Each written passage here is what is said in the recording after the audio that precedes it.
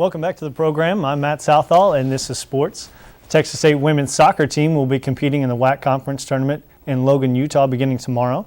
The team earned a number 3 seed from their stellar play in the regular season when they went 4-4 in conference and 7-11-1 overall. The Bobcats will face the 6th-seeded Idaho Vandals for the second time this season. The first matchup between these two teams came down to the wire as Texas State scored 2 goals in the final 9 minutes to steal a 2-1 victory in their first conference matchup way back on September 28th.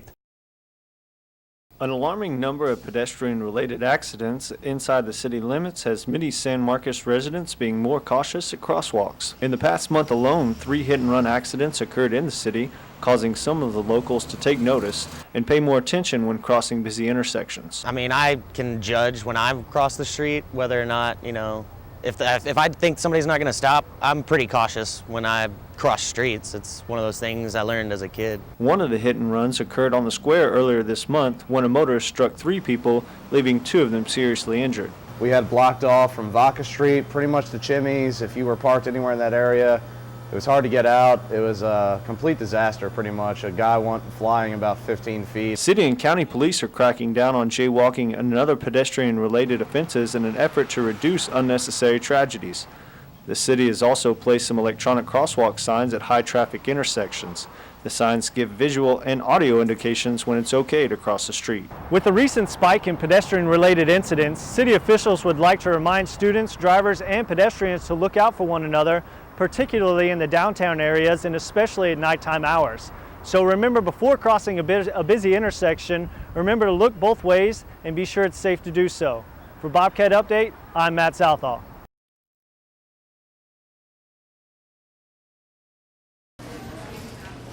The Pew Forum on Religion and Public Life released a study last month showing that 1 in 5 Americans claim no religious identity.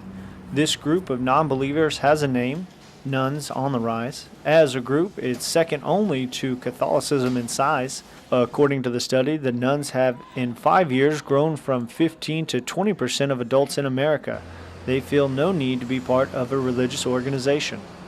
So all this information begs the question, who are these people? Some of the friendliest people I've ever met in my entire life. I mean, when I first came up here to Texas State, I didn't know a whole lot of people. I didn't know exactly what to expect, and I found this group and I was at home instantly. The Secular Student Alliance chapter at Texas State is just one of many that have been created in the United States. It wasn't until the internet when people from wherever could really get together and talk and interact and share their ideas. It's unclear what kind of cultural or political impact the lack of religious identification will have on America, but there are signs that the trend will continue.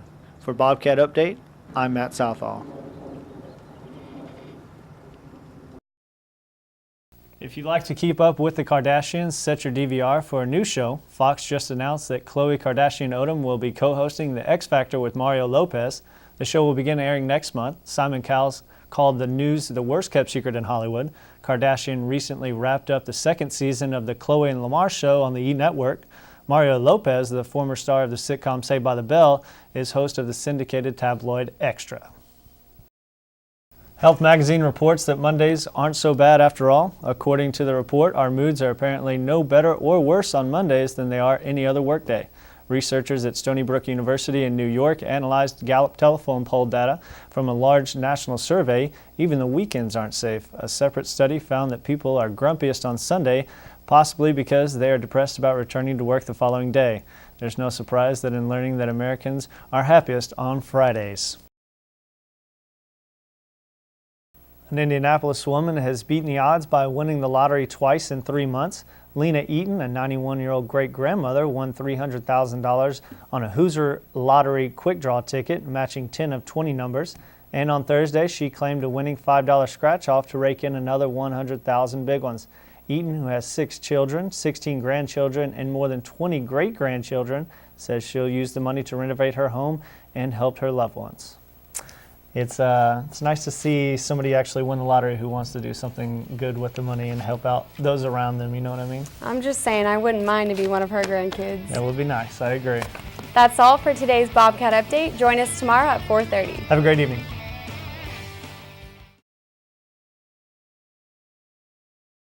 The NBA season has begun. Dallas Mavericks traveled to Los Angeles and picked up a win last night despite having Dirk Nowitzki out of the lineup due to a knee injury. Kobe Bryant played for the Lakers with a strained foot alongside a couple of new teammates, Steve Nash and Dwight Howard. The Lakers struggled against the Mavericks, who had 6 players with more than 10 points.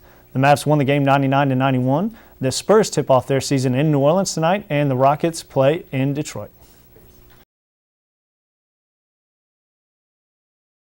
Texas State football team earned its first WAC victory on Saturday, beating Idaho 38-7 at Bobcat Stadium.